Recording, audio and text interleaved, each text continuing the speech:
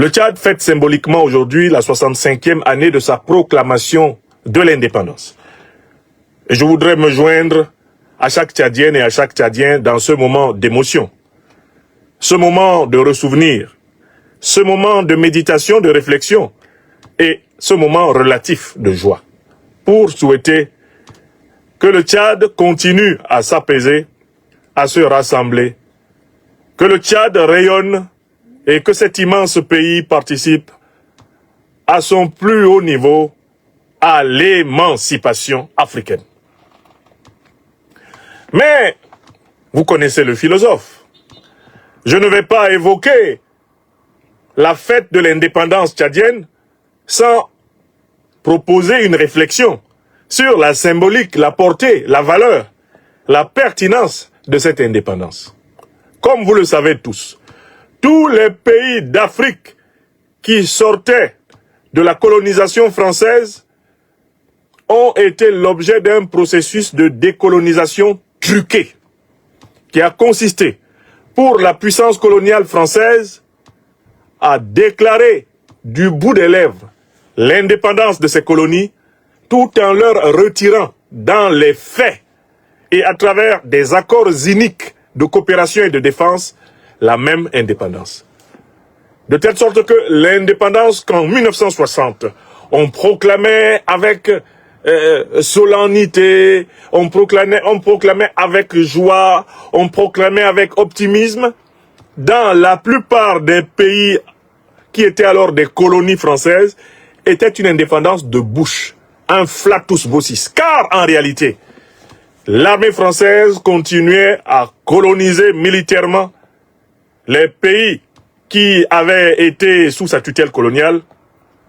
La Banque de France continuait à contrôler financièrement, monétairement, économiquement, à travers la monnaie criminelle du franc CFA, les richesses de ces pays, sur lesquelles, littéralement, elle mettait le grappin, en s'accordant la priorité pour son industrialisation et en entretenant ces pays dans une misère structurelle, afin qu'ils soient dépendants de la soi-disant aide française au développement, dépendants du Fonds monétaire international, de la Banque mondiale, des clubs de Paris, de Londres, de Washington, et j'en passe. Pendant qu'on proclamait en effet, de manière pompeuse, flatteuse, dithyrambique, pendant qu'on proclamait nos soi-disant indépendances, on nous entretenait dans une nouvelle dépendance, dans une véritable recolonisation. Ce fait a été magistralement soutenu dans une vidéo devenue célèbre et virale par l'ancien président de la République du Tchad, le maréchal défunt le maréchal Idriss Déby Itno en personne, le père de l'actuel maréchal Mahamat Idriss Déby Itno. Je ne peux pas parler de pseudo-indépendance du Tchad sur plusieurs années sans citer ce témoin et ce grand acteur qui a en mondovision dit qui manipulait la politique tchadienne depuis la proclamation de l'indépendance. Je voudrais donner la parole ici donc au père Idriss Déby Itno, le père de l'actuel président. J'aurais souhaité moi-même. Écoutez-le. En 2002. Oui. M'arrêter, comme j'avais promis en son temps, second mandat. C'est-à-dire en 2006, je devrais céder, en fait, disons, il y a 10 ans, au suivant. Ouais. La guerre a éclaté. Très bien. Le mercenaire avait attaqué, il demande à ici la vie. Ouais. Le pays était en guerre. Ouais. Vous comprenez? On comprend. Mais en 2016, il... Attendez, s'il vous plaît. Laissez-le parler. Et comme j'ai dit dans la politique africaine, la France intervient souvent, et je le dis haut et fort, la France a intervenu, je dis bien, je n'ai pas demandé, je dis je ne le fais pas, de changer la constitution. Pour l'histoire, je dis bien. Bongo n'est pas là. Bongo père, je dis bien. C'est à Paris. J'ai refusé. Ah, Et je n'ai pas fait la campagne. Qu'est-ce que vous voulez dire? C'est la France qui vous a poussé à continuer? C'est toujours la France qui fait, et c'est toujours la France qui critique, et c'est toujours la on comprend France pourquoi il est mort. Hein. En 2016, la France n'était pas derrière votre Écoutez-moi d'abord, s'il vous plaît. que vous voulez dire, c'est que c'est Paris qui vous a poussé à Laissez-moi continuer? finir. Laissez-moi finir. Quand, comment on appelle, ils appellent le constitutionnaliste qui est venu ici. C'est Charles de Bache. Moi, je connais son nom. C'est Charles de Bache. Celui qui manipulait les constitutions là-bas. Moi, j'ai refusé, j'ai dit je ne change pas. Voilà. Ils ont passé par leur arcane. Ouais. Et l'Afrique, pour la France, il n'y a rien de, comment on appelle, de caché. C'est entre ses mains. Ah, Passé par les uns et les autres, ils Ouais. ont changé la Constitution. ouais. C'est Donc, pas, ce que vous c'est dites pas, clairement- c'est pas Déby qui a changé la Constitution. Ce que vous dites clairement, c'est que c'est Paris qui vous a forcé la main pour rester au pouvoir. J'ai dit que en tant que soldat, j'ai donné ma parole d'honneur en son temps de quitter le pouvoir en 2006. Il y a deux choses qui sont intervenues. La guerre, évidemment. La deuxième, c'est la France. Ah, Qui vous a dit de continuer. Bien sûr. Et maintenant, aujourd'hui, ce sont ceux-là même qui ont changé la Constitution qui me critiquent. alors très bien mes chers amis. Cette vidéo que vous venez d'entendre est extrêmement importante comme pièce scientifique. Dans toute réflexion, comme pièce scientifique dans toute réflexion sur le Tchad et sur l'Afrique en général, cette interview célèbre du défunt président Idriss Déby Itno sera une pièce scientifique. Pourquoi c'est une pièce importante? Parce qu'elle permet de démontrer que pratiquement jusqu'à lui, et même lorsque son fils a pris le pouvoir, le Tchad n'était pas un pays indépendant. C'est le président tchadien en exercice qui vous dit « On m'a forcé à être président du Tchad. On a modifié la constitution de mon pays contre ma propre volonté. On m'a imposé à la tête du pays. On a envoyé un constitutionnaliste depuis Paris. Il est venu réécrire la constitution ici et il m'a forcé à être là. Non pas pour les intérêts de mon pays, mais pour les intérêts de la puissance coloniale. » Cette vidéo du président Idriss Déby Itno est une pièce à conviction qui concerne tous les Africains. Car ce que le président Idriss Déby Itno a dit là, mais on peut le dire au Togo, on peut le dire au Congo, on peut le dire au Gabon, on peut le dire au Cameroun, on peut le dire au Sénégal, on pouvait le dire au Niger, jusqu'à Bazoum, on peut le dire en Guinée.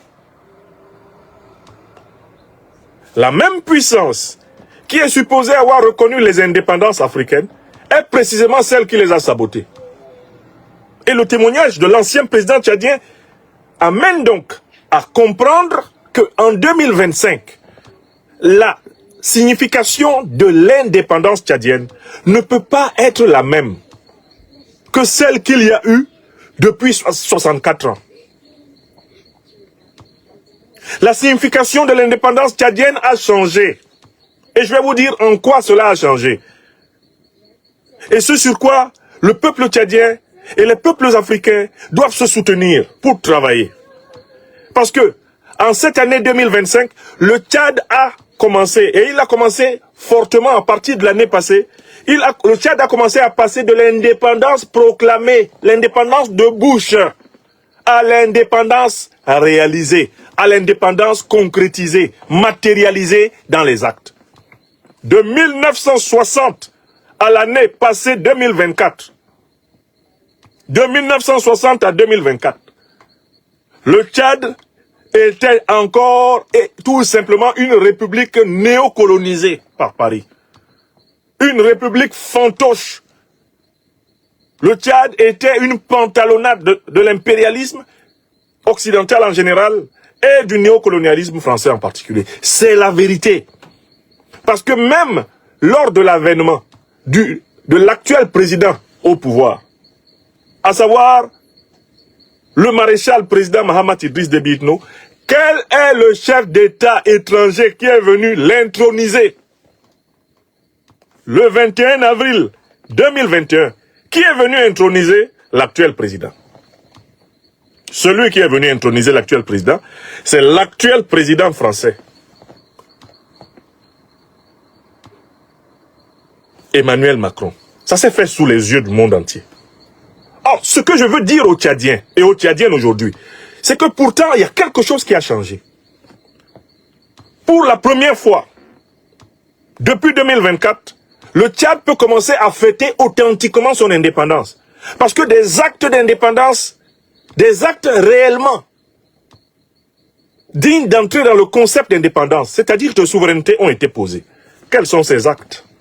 Écoutez bien les raisons pour lesquelles le Tchad peut fêter ce 11 août 2025 son indépendance, parce qu'il a commencé à la matérialiser.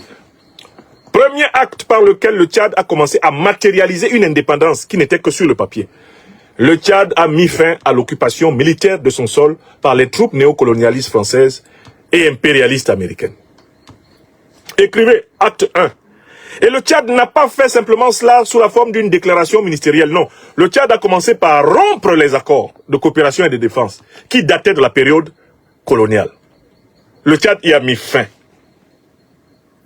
Et le Tchad a fait passer cette décision du chef suprême des forces armées tchadiennes, le maréchal président Mahamat Idriss Déby Itno. Le Tchad a fait passer cette décision dans les actes et tout le monde a vu l'armée française quitter le sol tchadien. En 2016 pourtant, le général Patrick Bretou, qui commandait la force Barkhane à Faya-Largeau au Tchad, avait dit: nous sommes venus il y a 200 ans. Nous sommes restés pendant près de 100 ans. Nous sommes partis il y a 60 ans. Nous sommes revenus pour une centaine d'années. Bretou présentait la force Barkhane comme étant une force de recolonisation du Tchad et de l'Afrique.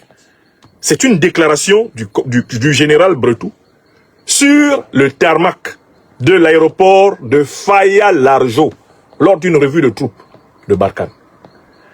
C'est cette prophétie de Bretou que le maréchal président Mahamat Idriss Déby Itno a démenti en cassant les accords de défense et de coopération et en demandant fermement et clairement aux troupes françaises de libérer le sol tchadien.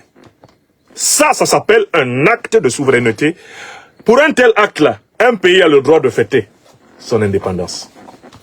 Parce que l'indépendance, c'est un processus progressif de démantèlement des entraves à la souveraineté. Je recommence. L'indépendance n'est pas un État, c'est une dynamique. Une dynamique de démantèlement progressif de toutes les entraves à la souveraineté d'un peuple. Voilà ce qu'on appelle l'indépendance. C'est une dynamique, c'est un mouvement. C'est pas quelque chose de statique, de figé, de fixe. C'est pas quelque chose de bloqué, d'immobile. Non, l'indépendance, c'est la révolution populaire en mouvement. L'indépendance, c'est la révolution populaire en mouvement. C'est l'éveil du peuple avec des dirigeants éveillés se traduisant par une transformation améliorative de sa condition sociale, économique, culturelle, politique et spirituelle. Voilà ce que c'est que l'indépendance au sens politique du terme. Un mouvement de libération. Le maréchal président Mahamat Idriss Déby Itno, qu'on peut critiquer pour avoir fait un coup d'État, qu'on peut critiquer pour avoir réprimé férocement ses compatriotes pour prendre le pouvoir, qu'on peut critiquer pour avoir été imposé en 2021 par le néocolonialisme français, a décidé d'assumer la rupture avec cette histoire.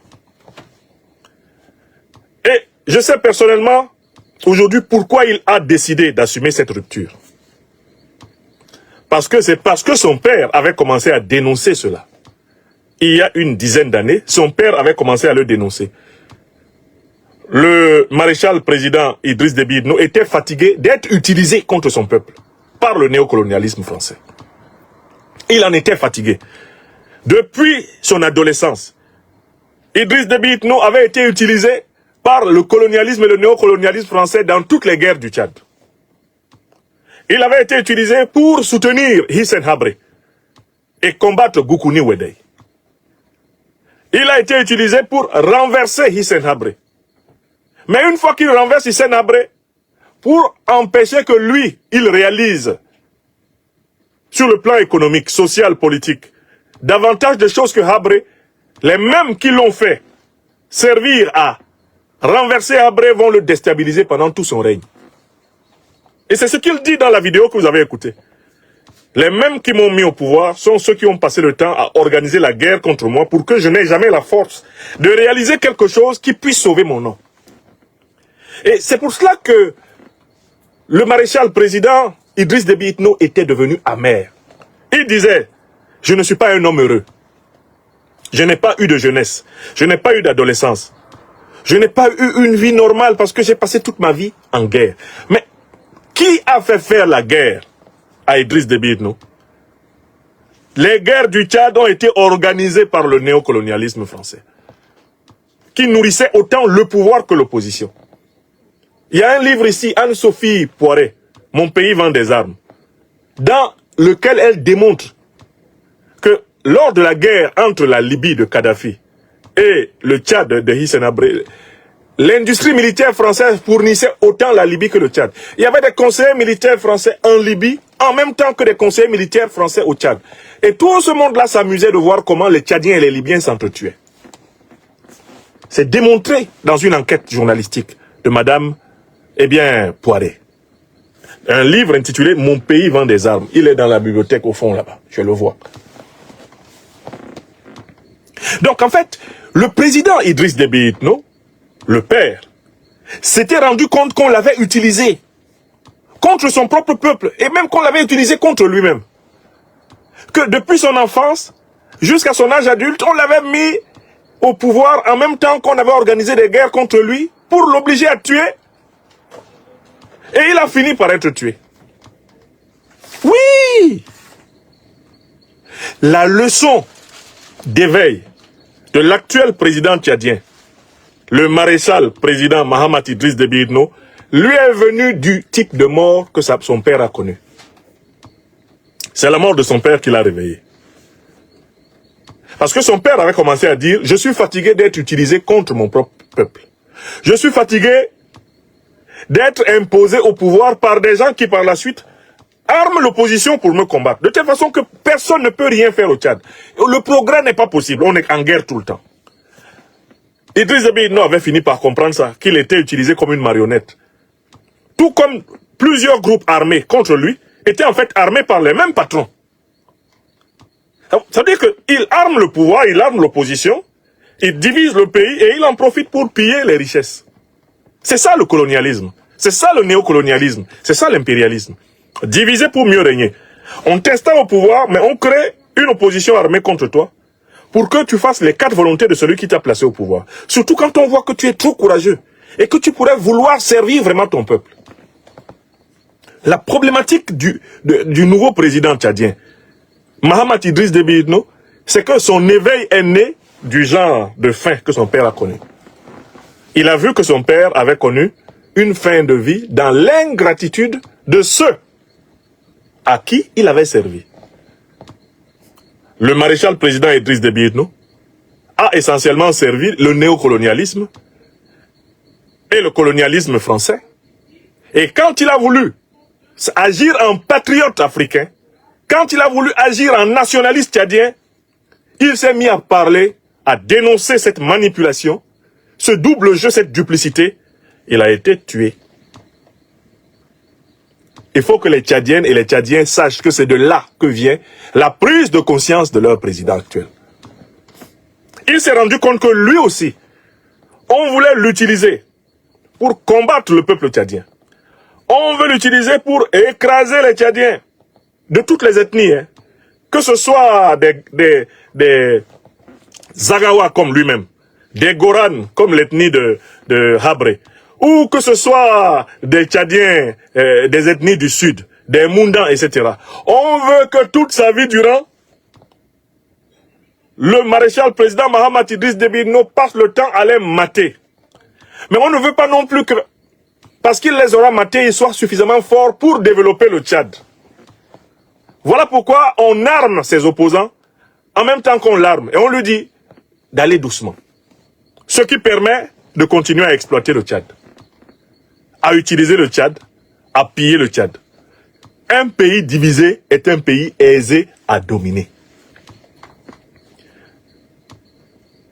Le maréchal président Mahamat Idriss Déby Itno a pris conscience de cela et il a décidé de prendre le taureau par les cornes. Il a dit de toutes les façons, ceux qui ont tout fait pour que nous, les débits, on soit au pouvoir, sont encore ceux qui arment nos adversaires.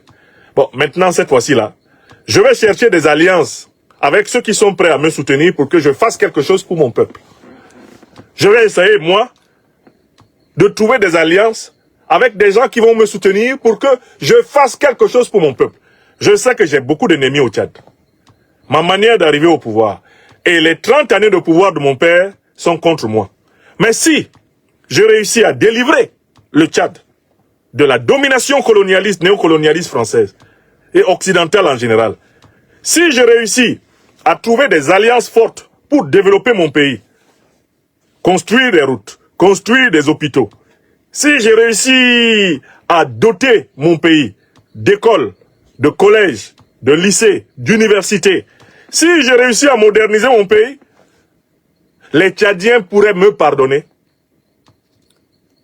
Et les torts que j'ai commis contre eux, les Tchadiens pourraient nous pardonner, nous les débits, pour, eh bien, les plus de 30 années de domination que nous avons exercées sur eux. Voilà, de mon point de vue, le raisonnement de l'actuel président tchadien reconstitué. Il a choisi de défendre les intérêts souverains de son peuple, de s'appuyer sur de nouvelles alliances pour pouvoir briser la fatalité du destin qui pèse sur leur famille. Parce que des Tchadiens en veulent à feu son père, des Tchadiens lui en veulent et leur en voudront pendant longtemps. Pour contrecarrer cette division, cette haine, cette colère interne, il a engagé la rupture avec le maître colonial français. Voilà le coup de poker. Voilà le coup de joker du maréchal président Mahamat Idriss Déby Itno. Et ce n'est pas une chose facile, ce qu'il a déjà fait. Quand on est à la tête d'un pays comme le Tchad, qui a été entièrement façonné par le colonialisme et le néocolonialisme français. Ce qu'il a fait là, en 1 ou 2 années, en termes de démarcation géopolitique et géostratégique, c'est énorme. Voilà pourquoi cette fête-là, fête de l'indépendance du Tchad du 11 août 2025, elle a une saveur particulière. Elle a une saveur inégalée. Mais il y a une deuxième raison pour laquelle cette fête a une saveur particulière et inégalée. Notez bien la deuxième raison. Le président maréchal Mahamat Idriss Déby Itno a choisi l'alliance avec l'Alliance des États du Sahel et non pas la belligérance. Il n'a pas choisi la posture adoptée par le Nigeria, le Bénin, la Côte d'Ivoire, le Sénégal, la posture adoptée par la Guinée-Bissau. Non, il n'a pas choisi cette posture. Il a choisi la posture de la solidarité et de la fraternité avec le peuple de l'Alliance des États du Sahel, avec le peuple sahélien. Et je voudrais vous en donner un témoignage par la déclaration émouvante et reconnaissante qui a été faite par l'actuel président nigérien, le général d'armée Abdourahmane Tiani, lors de la visite d'État de son frère d'armes, de son jeune frère, le maréchal président du Tchad, Mahamat Idriss Déby Itno. Il faut que vous écoutiez ce que un excellent connaisseur du terrain sahélien et africain, un historien militaire de très grande qualité, le président Abdourahmane Tiani a dit, en présence de son homologue tchadien. Ce sont des paroles très profondes qui vous permettent de comprendre pourquoi la fête de l'indépendance 2025 du Tchad a une saveur toute spéciale. Une saveur toute spéciale. Je m'en vais vous trouver ces paroles-là. Ces paroles du président Abdourahmane Tiani. Vous allez comprendre à travers la bouche du président Abdourahmane Tiani l'importance que la solidarité africaine joue désormais dans la politique tchadienne et dans la tentative engagée par le président Mahamat Idriss Déby Itno de sauver l'honneur des Déby après avoir servi pendant des décennies le colonialisme, le néocolonialisme et avoir imposé une dictature féroce à leur peuple. Car l'opération du président Mahamat, elle est celle-là. Tenter de réaliser pour le peuple tchadien quelque chose qui fasse pardonner les injustices de leur régime. C'est ça l'opération. On verra à quelles conditions il peut la réussir, mais c'est cette opération qu'il a engagée. Et il faut qu'on l'explique aux Tchadiennes et aux Tchadiens et aux Africains. Voici ce qu'a dit le président Abdourahmane Tiani, recevant son homologue récemment à Niamey. Ce sont des mots qui m'ont, moi, profondément touché. Je ne sais pas si vous les avez entendus. Si ces mots vous ont ému, je ne sais pas si vous les aviez vraiment entendus. Pardon, excusez-moi. Je ne sais pas si vous avez entendu ces mots-là.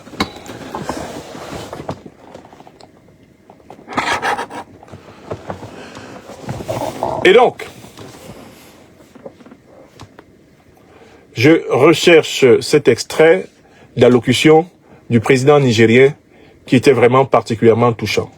Je ne sais pas si vous l'avez entendu, cette déclaration du président nigérien lorsque son homologue était là.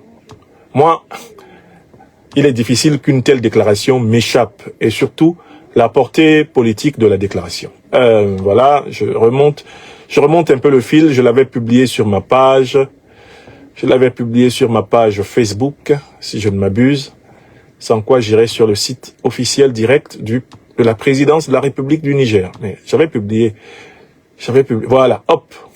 Le Niger, comme vous l'avez rappelé, voilà, n'est pas juste une simple visite. C'est la visite d'un frère qui appartient au même espace que le peuple nigérien. Un frère qui vient confirmer les relations traditionnelles qui ont toujours existé entre nos deux peuples et nos deux États en tant qu'entité souveraine. Excellence, nous ne pouvons vous remercier de cette visite qui nous a permis de comprendre une fois de plus, après un moment peut-être de latence, de la nécessité de réactiver cette coopération entre nos deux États. Il y va de la survie de nos États, il y va de la prospérité de nos peuples, surtout face aux nouveaux défis que vous venez de rappeler. Je souhaite et prie Allah subhanahu wa ta'ala qui nous permette de nous retrouver très bientôt pour manifester une fois de plus l'expression de cette coopération fraternelle réussie. Inch'Allah, je répondrai à l'invitation à N'Djamena dans les plus brefs délais, Excellence. Dans cette courte allocution du président Abdourahmane Tiani, s'adressant à son homologue tchadien, il y a 3 mots-clés qu'il souligne. Premier mot, fraternité. Deuxième mot, nécessité vitale et stratégique d'agir ensemble pour pouvoir en réalité sauvegarder les nations, c'est-à-dire en fait solidarité de lutte. Et puis troisième mot, confiance réciproque. Réciprocité. Je viendrai à N'Djamena passer du temps à vos côtés comme vous le faites à nos côtés. Mais pourquoi le président Tiani a-t-il utilisé des mots aussi profonds? Parce que le Tchad a refusé de servir de base arrière. Quand le néocolonialisme voulait frapper le Niger, l'une des options du néocolonialisme c'était d'utiliser ses bases au Tchad pour attaquer le Niger. Le président Mahamat Idriss Déby Itno a refusé. Et ça, c'est un élément fondamental de l'indépendance.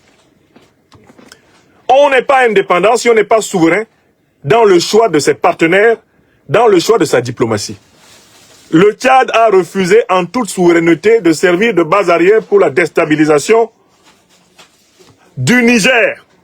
Le Tchad a refusé de servir de base arrière pour la déstabilisation du Sahel.